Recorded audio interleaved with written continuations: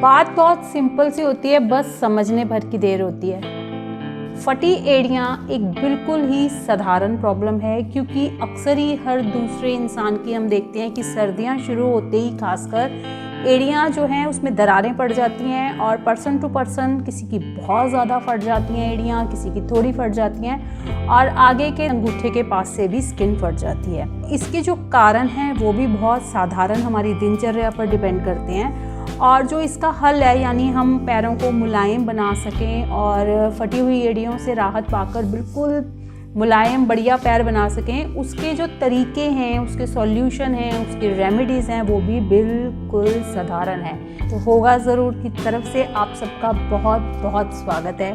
मैं ये वीडियो अपने एक्सपीरियंस से बना रही हूँ, ना ही किसी चीज़ को प्रमोट करने के लिए, ना ही किसी क्रीम के बारे में स्पेशली बताने के लिए।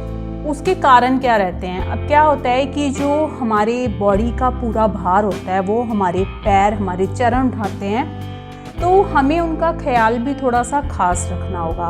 अब पूरी बॉडी को क्लीन कर लिया और पैरों को अनदेखा कर लेंगे तो गलत होगा। जैसे कि पेडिक्योर वगैरह की जो बात रहती है कि पार्लर में पेडिक्योर करा लिया, तो बेसिकली वो है क्लीनिंग प्रोसेस ही। अगर आपको अच्छा लगता है और आप पार्लर गोइंग हैं तो उसमें प्रॉब्लम कुछ नहीं है, लेकिन ये ज़रूरी बिल्कुल नहीं है। मतलब कि पेडिक्योर कराना ज़रूरी नहीं है पैरों की देखरेख के लिए।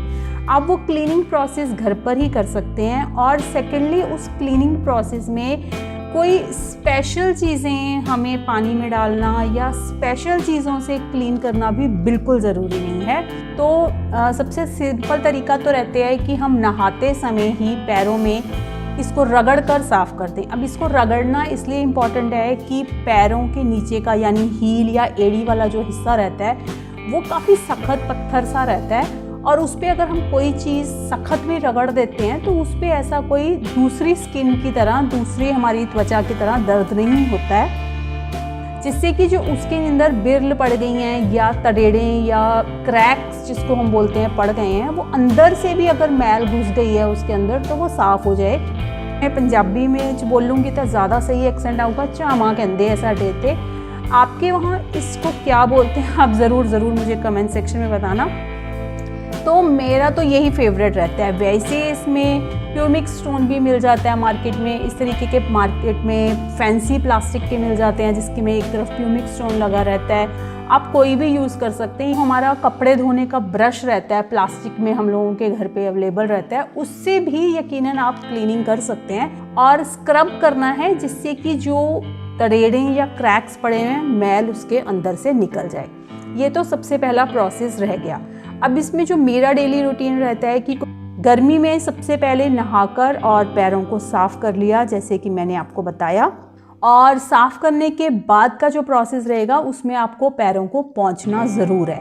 अच्छे से सुखा लीजिए पैरों को, और जो क्रीम आपके पास अवेलेबल है, चाहे वो पेट्रोलियम जेली है या आयूर की क्रीम है, ऐसी क्रीम्स मार्केट में अवेलेबल हैं। जैसे कि मैंने भी गूगल से कुछ पिक्स निकाली हैं आपको दिखाने के लिए, specially foot cream, hand cream, even night cream और फलाना क्रीम, और मतलब ऐसी बहुत सी क्रीम है। अगर आपको पसंद है आप यूज़ कर सकते हैं, अगर आपको अच्छा लगता है। लेकिन बेसिकली क्रीम जो है मॉइस्चराइजर का काम करता है, जैसे कि पेट्रोलियम जेली रहती है। अगर आप सोने से पहले ये पेट्रोलियम जेली को भी अपने पैर के नीचे लगा लेंगे, अच्छे से मसाज कर लेंगे, तो सुबह में ही आपको फ़र्क पड़ जाएगा, और तीसरे से चौथे दिन आपके पैर की दरारों को, फटी हुई एड़ियों को आराम आ जाएगा और वो बिल्कुल सही हो जाएंगी। मैं तो जो भी क्रीम मेरे पास अवेलेबल होती है, हिमालय की क्रीम भी मैंने यूज़ करी, और ऐसी कोई भी मॉइस्चराइज़र जो आपके पास इजीली अवेलेबल है, बस थोड़ा बढ़िया क्वालिटी का ले लेंगे तो और भी अच्छा है, और उसको आपको पैरों पे लगा लेना है। ऊपर भी लगा लीजिए और नीचे भी, बस दोनों पैरों पे अच्छी तरह से उसको मसल ज़रूर लीजिए। हाँ, अगर गर्मी है तो आपको और भी अच्छे से इसकी मसाज करनी है, और क्रीम की क्वांटिटी कम ही ज़रूरत पड़ेगी, क्योंकि गर्मी में इतनी क्रीम की ज़रूरत नहीं पड़ती है। और बाकी इस पर स्किन का भी डिपेंड करेगा। जैसे मेरी स्किन थोड़ी हल्की ड्राई है तो हल्का मॉइस्चराइज़र ज़्यादा लग जाएगा। तो उसको अच्छे से मसल कर आपको चेक कर लेना है कि चिपचिपाहट ना हो रही हो हाथों पे, क्योंकि गर्मियों में तो हम सॉक्स वगैरह भी नहीं पहनते। और फिर आप स्लीपर्स, चप्पल पहन लीजिए जिससे कि आपको फिसलन ना हो। अब अगर यही हम ठंड का देखें, ठंड में क्या रहता है कि पैरों की एड़ियाँ ज़्यादा फटती हैं, लेकिन उसमें एक फ़ायदा भी है। फ़ायदा ये है कि ठंड होने के कारण हम पैरों में सॉक्स पहन सकते हैं। वैसे सॉक्स आप कैसी भी सुंदर सुंदर कलर्ड, बिना अंगूठों वाली कैसी भी पहने, ध्यान ये रखें एड़ियाँ ज़रूर कवर हो जाएं उसमें। सर्दी है तो मेरी तरह गर्म भी सॉक्स पहन सकते हैं। और इसमें भी आपको नहा धोकर गुनगुने पानी में पैरों को अच्छे से साफ़ कर लेना है। उस पर जो झामा या जो प्यूमिक स्टोन आपको पसंद है आप यूज़ करते हैं उससे रगड़ लीजिए सोप लगाकर, और फिर उसके बाद आप उस पर क्रीम लगा दीजिए। मैंने बहुत तरह की क्रीम्स को यूज़ करके ये रिज़ल्ट निकाला है कि कोई स्पेशल क्रीम की, कोई क्रैक क्रीम की स्पेशली ज़रूरत बिल्कुल भी नहीं कर पड़ती है। बिल्कुल सिंपल आपको पैरों को क्लीन करना है और मॉइस्चराइज़र करना है। और मॉइस्चराइज मीन्स उसको मसलना है, क्रीम से अच्छी तरह सब तरफ लगा दीजिए क्रीम, सुखाए हुए पैरों पर, साफ़ किए हुए पोंछे हुए पैरों पर, गिनों पर नहीं। और अगर दिन में आप नहाने के बाद ये क्रीम लगा रहे हैं तो सॉक्स को पहन लीजिए, पूरा दिन आराम से घूमिए, पैर गंदे भी नहीं होंगे।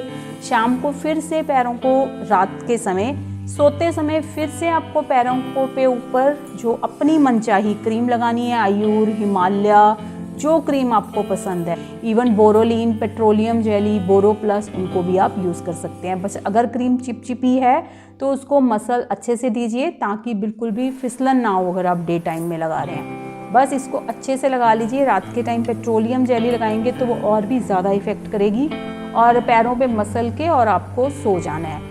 एक बात का खास ध्यान रखिए, पैरों की एड़ियाँ फटी हैं या नहीं, इससे भी ज़्यादा सावधानी ये ज़रूर बरतिए कि रात को सोते समय कई बारी कईयों को हैबिट रहती है कि ठंड बहुत है तो चलो सॉक्स डालकर सो जाएं। आप इस बात का खास ध्यान रखें कि रात को सर्दियों में सोते समय कभी भी पैरों में सॉक्स, सिर पर टोपी नहीं पहननी चाहिए। ये हमारी स्वास्थ्य के लिए बहुत हानिकारक रहता है। इस बात का खास ध्यान रखें कि जहाँ ये क्रीम लगाना पैरों में मॉइस्चराइज करके सुंदर हो जाएंगे हमारे पैर, एड़ियाँ बिल्कुल सही हो जाएंगी, वहीं पर हेल्थ पॉइंट ऑफ व्यू से भी ये ध्यान रखें कि सॉक्स पहनकर सोना कभी नहीं है। दिन में आप सॉक्स पहन सकते हैं। पैरों को क्लीन कर लीजिए, पानी से धो लीजिए साबुन वगैरह से, और फिर से रात को क्रीम लगाकर सो जाइए, क्योंकि रात को तो कोई हमें फिसलने वगैरह का भी, चिपचिपाहट का भी डर नहीं रहता है। आपको ज़्यादा ही लग रहा है तो आप पैरों के नीचे कोई कपड़ा बिछा सकते हैं, और फिर आप सुबह देखेंगे तो रात के टाइम तो ये मॉइस्चराइजिंग जो प्रोसेस हमने करा है, सिंपल जो क्रीम लगाई है, वो और भी ज़्यादा असर करेगा। एक आपको जो और छोटी छोटी सी सावधानियां बरतनी है, आपको हमेशा अपनी बॉडी में, अपने शरीर में पानी की कमी नहीं होने देनी है। आपको फ्लूइड्स, लिक्विड डाइट्स अच्छे से लेनी है, अपनी बॉडी को हाइड्रेटेड रखना है। हमारी बॉडी का 75% हम जानते हैं कि पानी होता है हमारे शरीर में, तो उसको फुलफ़िल करने के लिए हमें प्यास लगने का इंतज़ार नहीं करना है। एक शेड्यूल बनाकर पानी पीते रहना चाहिए। और सर्दियां हैं, सॉक्स पहन सकते हैं तो सॉक्स पहन कर रखें। रात को मॉइस्चराइज करके क्रीम लगा के सॉक्स उतार कर सोएं, और जो भी शूज़, सैंडल पहने वो ऐसे पहने जिससे हील यानी एड़ियाँ कवर रहें।